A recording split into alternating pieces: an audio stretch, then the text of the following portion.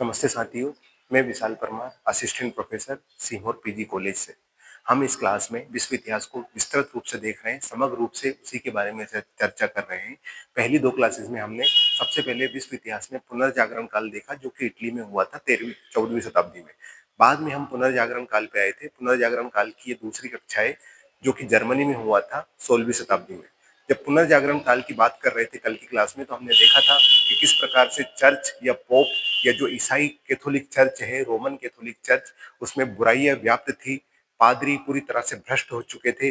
Pope का बोलबाला था, राजा भी पोप के अधीन था। जनता प्रजा सब परेशान थी। पोप चर्च की झूठी झूठी व्याख्या करता था और उसी को आगे बढ़ाता था कि ये सब बाइबल में लिखा हुआ है। बाद में इसी में हमने देखा था कि जॉन वाइक्लिफ का जन्म होता है। जॉन वाइक्लिफ, जिन्हें मॉर्निंग स्टार ऑफ रिफॉर्मेशन या पहला तारा पुनर्जागरण काल का या धार्मिक सुधार आंदोलन का कहा जाता है।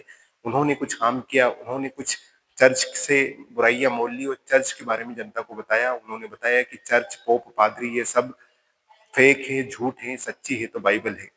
जॉन वाइक्लिफ तो मर चुके थे, लेकिन मरने के बाद जब पोप को उनके ये विचार के बारे में पता चला, तो चर्च ने या पोप ने उनकी कब्र को खुदवाया। खुदवाने के बाद उनकी हड्डियों को जलाया और जला के पानी में फेंक दिया, गंदे नाले में फेंक दिया। इतनी बुराइयां, इतनी कुरीतियां चर्च में व्याप्त थी। इसी के बाद हमने जॉन हस को देखा था। जॉन हस को देखने के बाद हमने देखा था कि इरेस्मस ने द बुक लिखी थी, द प्रेज ऑफ फोली। उसमें किस प्रकार से व्यंग्यात्मक तरीके से चर्च पे प्रहार किया था। बाद में महान व्यक्तित्व जिनका नाम है मार्टिन मार्टिन लूथर, इनका जन्म होता है जर्मनी में। इसी कारण से जर्मनी में सबसे पहले पहली बार धार्मिक सुधार आंदोलन होंगे। इसके क्रम में मार्टिन लूथर, पहली बार हमने देखा था कि किस प्रकार से जब रोम की यात्रा करते हैं मार्टिन लूथर 1511 में, तो वहां पे जो पादरी है, जो पोप है लियो 10, वो क्या करते हैं, चर्च के बाहर एक पत्र भेजते हैं। उस पत्र को बोला गया है पाप विलोचन पत्र, इंडलजेंस। इसमें क्या होता था कि आप कुछ भी बुराई काम करके आओ, बलात्कार करके आओ, कुछ भी बुरा काम करके आएगी वहां की जनता, और इस पोप से या इस चर्च से ये खरीदेंगे, कुछ पैसे देंगे और उनसे पाप विलोचन पत्र खरीदेंगे। और ये बोला जाता था ईसाई द्वारा कि ये बाइबल में लिखा हुआ है कि आप यदि पाप करने के बाद ये खरीद लेते हो पाप विलोचन पत्र, तो आपके पुराने पूरे पाप धुल जाएंगे और धुलने के बाद आपको स्वर्ग मिलना पक्का है। इस प्रकार की झूठी झूठी व्याख्याएं थी। सेम जब ये मार्टिन लूथर ने ये सब देखा, तो तभी से उन्होंने रोमन कैथोलिक चर्च का विरोध करना प्रारंभ कर दिया और 95 बाइबल की 95 मुख्य बातें, जिन्हें 95 थीसिस कहा गया, उनको लिखा और लिख के जगह जगह चर्च की दीवारों पे टांग दिया। जनता जागरूक होने लगी। चर्च टेंशन में आने लगा। चर्च ने टेंशन के बाद काफी प्रयास किया कि मार्टिन लूथर उनकी बातों को वापस ले ले। मार्टिन लूथर ने वापस अपनी बातें नहीं ली। अंततः उनको मारने की कोशिश की गई, हत्या करने की कोशिश की गई। फिर उन्हें 10 महीने के लिए अज्ञातवास एक बार्टबर्ग के किले में मार्टिन लूथर रहे। उस किले में ही पहली बार उन्होंने 2 किताब लिखी। एक का नाम है सितंबर टेस्टामेंट, जो बाइबल की एक किताब है, जो बाइबल उसका इन्होंने अनुवाद किया और उसमें सारी बातें जो जो थी उसको नोट किया, नया एक तरह से न्यू बाइबल लिखी। इसके बाद से इनके और इनकी कठिनाइयां बढ़ती गई। कठिनाइयां बढ़ने के बाद अंततः लास्ट में हम आते हैं, तो हमने कल देखा था कि एक आंक्सबर्ग की संधि होती है 1555 में इनकी मृत्यु के बाद। उसमें अंततः ईसाई धर्म के 2 टुकड़े हो जाते हैं। जो पहले के जो लोग थे उन्हें रोमन कैथोलिक वालों को कैथोलिक ब्रांच कहा, और एक नई शाखा का जन्म हुआ, उसका नाम है प्रोटेस्टेंट वादी शाखा। ये सब हमने कल देख लिया था। जो कैथोलिक है और ये प्रोटेस्टेंट है, तो कैथोलिक पादरी को, पोप को सर्वोच्च मानेंगे, और जो प्रोटेस्टेंट वादी है, जो लूथरवादी है, वो मानेंगे बाइबल सर्वोत्तम है। जो प्रोटेस्टेंट वादी हैं ये मानेंगे कि हर कोई व्यक्ति पुजारी बन सकता है, और जो कैथोलिक लोग हैं पहले के, वो मानेंगे कि पुजारी केवल कार्डिनल ही होगा। इस प्रकार से कुछ हमने देखा था। बाद में हमने इस देखने के बाद ये देखा था कि किस प्रकार से जर्मनी के अलावा दूसरे देशों में इसकी शाखाएं डेवलप हुई। तो उस शाखा के दौर में आज हम पढ़ेंगे प्रोटेस्टेंटवाद की शाखाएं किस नाम से यूरोप में अलग नाम से पैदा हुई है, क्योंकि इन्हीं शाखाओं से डायरेक्ट एग्जाम में क्वेश्चन आता है कि किस देश में प्रोटेस्टेंटवाद की शाखा को क्या कहा जाता था। हम सबसे पहले आ जाते हैं हमारे टॉपिक पे। तो आज हम प्रोटेस्टेंटवाद की शाखाएं देख रहे हैं। तो पहली शाखा का नाम है कोल्विनवाद। कोल्विनवाद, ये नाम से हम बाद में देखेंगे कि पहले यूलरिच ज्विंगली आएंगे। ये शाखा जो है स्विट्जरलैंड में बनी थी। स्विट्जरलैंड में इसका मुख्यालय था, हेडक्वार्टर। जगह का नाम है ज्यूरिक। सबसे पहले यूलरिच ज्विंगली ने ये बताया कि बाइबल सर्वोच्च है, और 1525 में कैथोलिक चर्च से नाता तोड़ के नए चर्च स्थापित किए जिनको बोला गया रिफॉर्म्ड चर्च, सुधारात्मक चर्च। इसके बाद एक छोटा सा नाटक होगा यहाँ पे 1529 में, एक विवादित होता है जिसको बोला गया मारबर्ग कोलेक्यू या मारबर्ग विवाद। एक जगह का नाम है मारबर्ग। यहाँ क्या था कि इस समय पे ये दोनों ही प्रोटेस्टेंटवादी थे, यूलरिच ज्विंगली और एक हमारे मार्टिन लूथर। लेकिन इन दोनों में जो 7 संस्कार होते हैं उससे रिलेटेड कुछ मतभेद था। उस मतभेद को लेके राजा के समक्ष ये बात जाती, तो इन दोनों के बीच में वाद विवाद कराया जाता है। इसे ही बोला गया मार्कबर्ग कोलेक्यू 1529 में। बाद में जब ये इनकी तो मृत्यु हो जाती है यूलरिच ज्विंगली की, इसके बाद में एक नाम आता है शख्स का, उनका नाम है John Colvin. John Colvin very important है, ये इतने ज्यादा फेमस कर देंगे प्रोटेस्टेंटवाद की शाखा को स्विट्जरलैंड में कि इस शाखा का नाम ही इनके नाम पे कोल्विनवाद पड़ जाएगा। जॉन कोल्विन ने सबसे पहले प्रेस बिस्टर्स पादरी नियुक्त किए चर्च में, और प्रेस बिस्टर्स पादरी का मतलब है कि वृद्ध पादरी। हम चर्च में ऐसे पादरी नियुक्त करें जो 70 साल से ऊपर हो गए हों, 75 साल से, ताकि उसमें भ्रष्टाचार कम हो और उसका जो नैतिक व्यवहार है वो सही रहे। इन्होंने एक ये काम किया। कोल्विनवाद इन्हीं के नाम से पड़ा और ये इतना ज्यादा फेमस होते गए धीरे धीरे कि ये लूथरवाद, ये मार्टिन लूथर या यूलरिच ज्विंगली से काफी आगे निकल गए। लूथरवाद से भी ज्यादा फेमस हो गया, उसका नाम है कोल्विनवाद। ये हमने देखा था। इसके बाद हम आगे बढ़े थे। आगे बढ़ने के बाद सेम फ्रांस में आते हैं, तो फ्रांस में एक नई शाखा है जिसका नाम है ह्यूगोनट शाखा। ह्यूगोनट शाखा फ्रांस में फैली, आगे बढ़ी थी। और यहाँ पे एक हमें याद रखना है कि 1572 का दिन था। एक संत थे फ्रांस में, बोर्थोलोमो। इन्हीं के दिन पे एक घटना होती है कि हजारों संख्या में प्रोटेस्टेंटवादी जो लोग हैं, जो सुधारात्मक लोग हैं, उनकी हत्या कैथोलिक कर देते हैं। इसीलिए इस कांड को बोला गया बोर्थोलोमो हत्याकांड, जो कि फ्रांस में 1572 में हुआ था। और क्या था ये, तो कैथोलिक लोगों ने हजारों में प्रोटेस्टेंटवादी की हत्या कर दी। इसी के बाद आगे आएंगे, एक फ्रांस में समय बीतता जाएगा, 1598 का समय आएगा। 1598 में जो राजा बनेंगे फ्रांस के, उनका नाम है हेनरी चतुर्थ।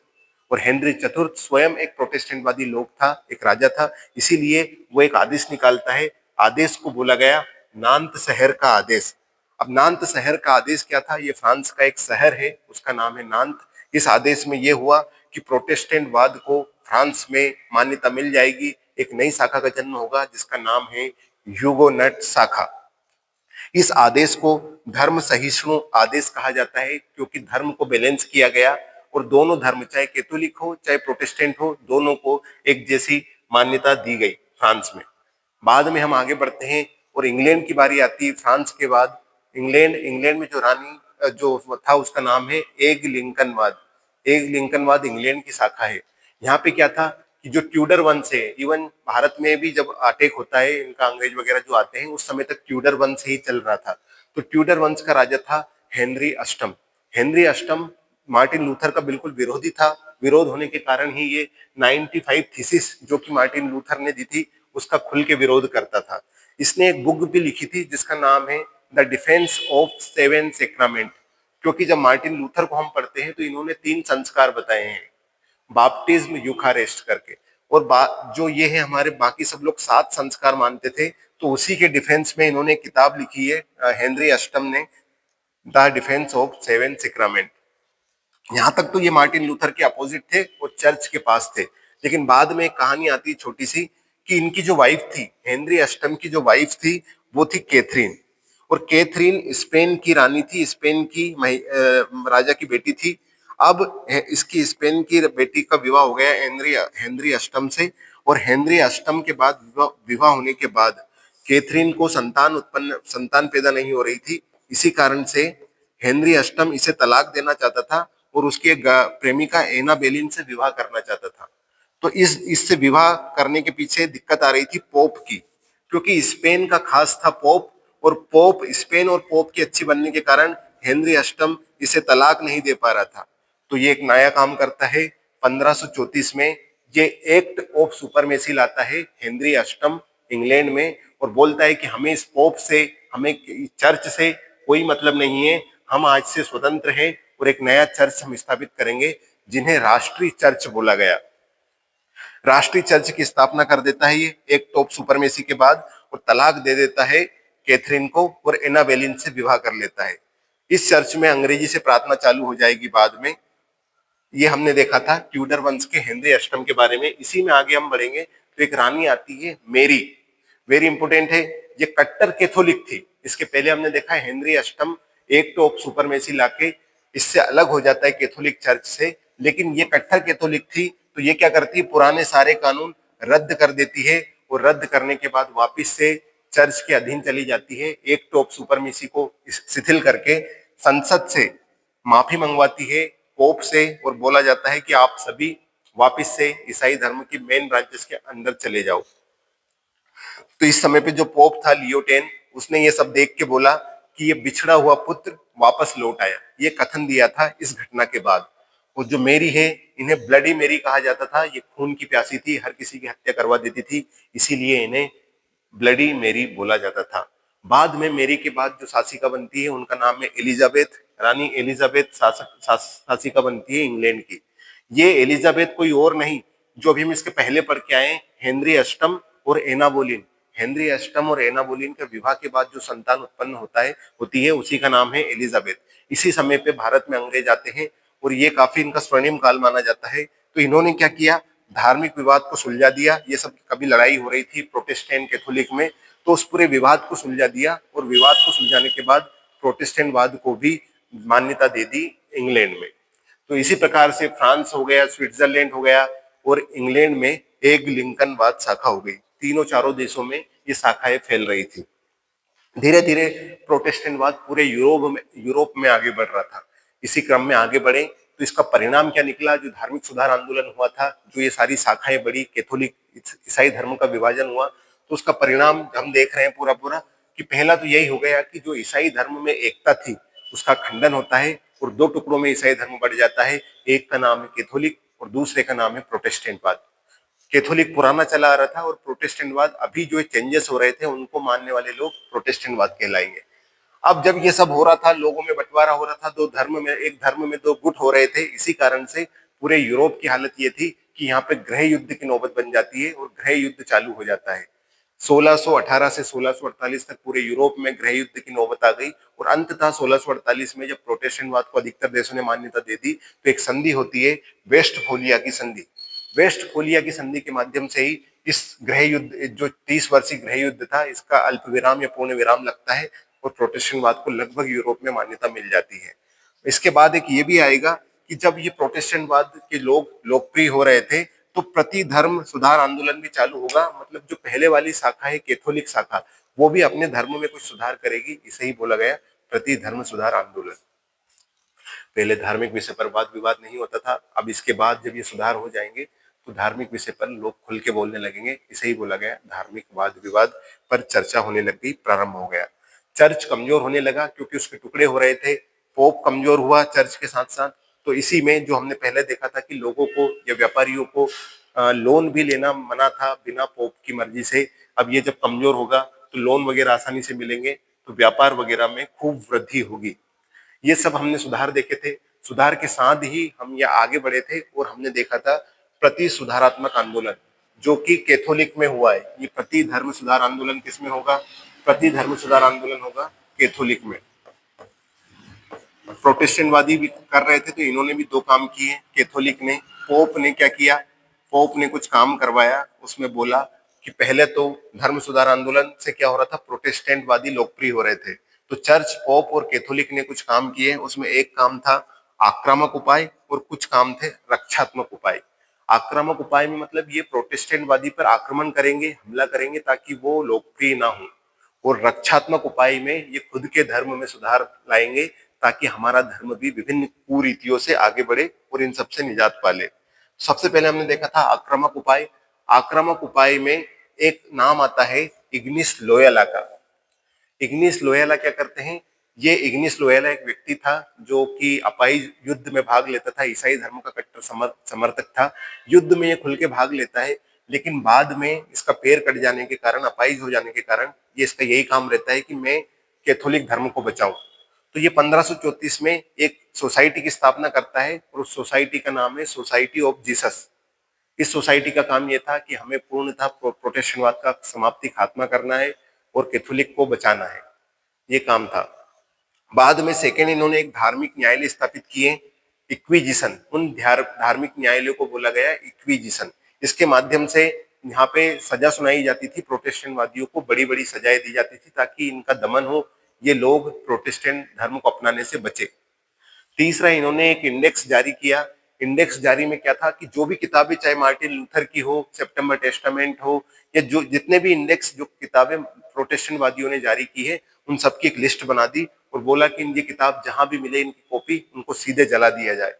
तो ये तीनों काम इन्होंने आक्रामक काम किए थे, चाहे धार्मिक न्यायालय, चाहे इंडेक्स, चाहे सोसाइटी ऑफ जीसस। रक्षात्मक में काम इनकी बात करें तो रक्षात्मक में इन्होंने भी कुछ उपाय किए। सबसे पहला इनका है कि इन्होंने अपने धर्म में कुछ सुधार करना चालू कर दिया। आडंबर, जो इनके भ्रष्टाचार थे, नैतिक आचरण था चर्चों का, जो ये अपॉइंटमेंट करने में, नियुक्तियां करने में जो भ्रष्टाचारी करते थे, उनको समाप्त किया। और जो पाप विलोचन पत्र थे, जो बेच के स्वर्ग की प्राप्ति होती थी, वो वाला कॉन्सेप्ट इन्होंने खत्म कर दिया। पादरी के में नैतिक सुधार किया, भ्रष्टाचार कम कर दिया। और ट्रेंट एक जगह का नाम है इटली में, उस ट्रेंट में कंटिन्यू सभा होने लगी कि इससे जो भी हमारे धर्म में बुराई है उसके बारे में खुलकर वाद विवाद हो और मत सामने आए और उनको हम सुधार करें। तो ट्रेंट जो इटली में लगभग लगभग 25 सभाएं हुई इसी को लेके। और बाद में जो पोप था उसने भी एक कमेटी बनाई, वो कमेटी ये डिसाइड करेगी कि क्या क्या इसमें सुधार करना है और क्या सुधार नहीं करना है। ये सब हमने देखा था। इसी तरह से आज अभी तक यहाँ तक हमने पूरा जो सेकंड टॉपिक था विश्व इतिहास का, धार्मिक पुनर्जागरण, उसको डेप्थ में पढ़ लिया है। इससे बाहर नहीं जाने वाला है कुछ भी। बाद में एक छोटा सा टॉपिक है भौगोलिक खोजें, तो इसी क्लास में हम तीसरा टॉपिक, क्योंकि छोटा है और ये भी इसी में हम कंप्लीट कर लेते हैं भौगोलिक खोजों को। तो भौगोलिक खोज से आप समझ रहे हैं कि जिस प्रकार से भारत की खोज हुई है, भारत की खोज मतलब पानी वाले रास्ते की भारत की, तो वो समुद्र देश से जो खोजें होने चालू हुई दूसरे देशों की, उन सभी को बोला गया भौगोलिक खोजें। ये मुख्यतः 15वीं और 16वीं शताब्दी में हुआ था। इस समय को बोला गया age of discovery. Age of discovery मतलब खोज का काल। समय था 15वीं और 16वीं शताब्दी का। ये क्यों है, इसके पीछे कारण देखे जाए तो जो मैंने आपको पहले बताया था, 1453 में जो रोमन साम्राज्य था, बेजेंटाइन साम्राज्य, उसमें उसकी जो राजधानी थी कुस्तुनतुनिया, कुस्तुनतुनिया पर तुर्कों ने अधिकार कर लिया था। जब तुर्क लोग उस पर अधिकार कर लेंगे तो दो इश्यू रहेंगे, एक तो वो अत्याचार करेंगे, अत्याचार के कारण लोग दूसरी जगह पलायन करेंगे, और दूसरा मैंने आपको ये बताया था कि इसके कारण इन्होंने व्यापारिक मार्गों पर कब्जा कर लिया तुर्कों ने। जब व्यापारिक मार्गों पर तुर्क कब्जा कर लेंगे तो ये काफी ज्यादा टैक्स लगाते थे या किसी लोगों को दूसरी जगह व्यापार ही नहीं करने देते थे। अब इस कंडीशन में सड़कों पर पूरा कैप्चर था, तुर्कों का अधिकार था, तो मजबूरी थी कि समुद्री या जहाजों के माध्यम से दूसरा वे या रास्ता ढूंढा जाए। अब होता क्या है कि जिस प्रकार से ये मान लो भारत का मैप है, तो इसी प्रकार यहाँ पे जब ये वाला रूट है सड़कों वाला, इस पे तुर्कों ने अधिकार कर लिया। अब तुर्क इस पे अधिकार कर लेंगे तो मजबूरन जो पुर्तगाल वगैरह देश हैं उनको ये पानी वाले एरिया से इधर आना पड़ेगा, और इसी क्रम में दूसरे देशों की खोज होगी। उसे ही बोला गया भौगोलिक खोजें। इसी में हम आगे बढ़े थे। वो सबसे पहले पुर्तगाल को देखा था। पुर्तगाल को इसलिए देखा क्योंकि जब तुर्कों ने इस रास्ते पे कब्जा कर लिया था तो पुर्तगाल की स्थिति काफी दूर है, तो सबसे ज्यादा जो महंगी वस्तुएं हैं, सबसे ज्यादा महंगा माल है, वो टैक्स के कारण पुर्तगाल को प्राप्त हो रहा था, जो कि पहले आसानी से मिल जाता था। अब जब इसे महंगा मिलेगा तो यहाँ पे ये लोग कुछ खोज चालू करेंगे। इसी में पहले हम देखेंगे बोर्थोलोमो डियाज। इनका नाम जरूरी है क्योंकि जो साउथ अफ्रीका, वर्ल्ड मैप में साउथ अफ्रीका की जो नीचे वाला हिस्सा है, वहां तक पहली बार ये पुर्तगाल से पहुंच गए थे और इस केप को नाम दिया था केप ऑफ गुड होप। ये साउथ अफ्रीका या दक्षिण अफ्रीका के आसपास का एरिया है। ये पहली बार बार्थोलोमो डियाज ने खोज लिया था। इसी के बाद अगले जो आएंगे वेरी इंपॉर्टेंट है, उनका नाम है Vasco D gamma. Vasco D gamma ये 1497 में पुर्तगाल से निकलते हैं भारत के साइड, और 1497 में बीच रास्ते में एक ओमान व्यापारी इब्न माजिद इनको बताता है कि तुम इस रास्ते से चले जाओ तो भारत पहुंच जाओगे। तो ये उसी का पालन करते हैं और धीरे धीरे बढ़ते बढ़ते बढ़ते ये कालीकट पहुंच जाते हैं 20 मई 1498 को। कालीकट पहुंच जाते हैं और पहली बार समुद्री रास्ते से इधर से कोई भारत आया था, इसीलिए बोला जाता है कि वास्को डी गामा ने भारत की खोज 20 मई 1498 को कर ली। और यहाँ पे जो कालीकट का राजा था उसका नाम जामोरिन था। जामोरिन उस समय इसका काफी स्वागत करता है, इसको वेलकम करता है। ये 4 जहाज लेके आता है भारत में। 4 जहाज लेके आता है, बेड़ा एक 4 जहाज का, और थोड़े दिन बाद जब वापस लौटता है तो जो सामान यहाँ से भर के ले जाता है उससे 60 गुना प्रॉफिट कमा लेता है। 60 गुना इसको प्रॉफिट होता है, तो फिर ये बार बार आते हैं और इसी क्रम में सभी दूसरी कंपनियां भी भारत में आने लगती है। वास्को डी गामा के बाद हम स्पेन पे पहुंचे थे। स्पेन में हमें एक नाम मिलता है यात्री का, जिनका नाम है कोलंबस। कोलंबस मुख्य था इटली के निवासी थे, लेकिन बाद में इटली से ये स्पेन चले गए थे और इनकी पूरी समुद्री यात्रा की फंडिंग स्पेन करता है, इसीलिए स्पेन के अधीन हम कोलंबस को पढ़ रहे हैं। ये सबसे पहले कोलंबस को इसलिए याद किया जाता है कि अमेरिका की खोज कोलंबस ने कर दी थी और उस समय इसने अमेरिका का नाम दिया था नई दुनिया। अमेरिका नाम बाद में पड़ा 1507 में। 1507 में नई दुनिया का नाम अमेरिका हो गया। अमेरिगो वेस्पुची हैं, इन्होंने एक किताब लिखी थी कॉस्मोग्राफी इंट्रोडक्शन। इसी किताब में पहली बार इस जगह को अमेरिका बोला गया। अमेरिका वेस्पुची ने कॉस्मोग्राफी इंट्रोडक्शन। तो ये हमें क्लियर हुआ कि किस प्रकार से कोलंबस ने भौगोलिक खोजों के दौरान अमेरिका की खोज कर ली। इसी में आगे बढ़े थे। वेरी इंपॉर्टेंट एक नाम आता है जिनका नाम है मैगलन। मैगलन है, ये भी स्पेन की फंडिंग कर रहा है, ये वैसे पुर्तगाल के हैं। ये क्या करते हैं कि ये पहली बार ये पता चलता है कि पृथ्वी गोल है। ये पता कैसे चलता है कि जब ये 1519 में स्पेन से निकलते हैं दक्षिणी अमेरिका से होते हुए, दक्षिणी अमेरिका इस साइड से ही होते हुए नीचे नीचे जाते हुए, पृथ्वी गोल है तो ये इधर से भारत की इधर साइड यहाँ फिलीपींस है, फिलीपींस में पहुंच जाते हैं। और फिलीपींस में पहुंचने के बाद ये सोचते हैं कि यहाँ पे कम सैनिक है तो मैं क्यों ना फिलीपींस का राजा मैं ही बन जाऊं। तो ये वहां के जो छोटे मोटे लोग थे उनसे एक युद्ध लड़ते हैं, उनका नाम है उस युद्ध का मल्टम का युद्ध। मल्टम के युद्ध में मेगलन जो ये है ये मारा जाता है। तो बाद में क्या होता है कि जो बचे हुए सैनिक हैं वो वापस बचे हुए सैनिक हैं फिलीपींस से भारत के नीचे से होते हुए निकलते हुए अफ्रीका तक पहुंच के वापस स्पेन पहुंच जाते हैं।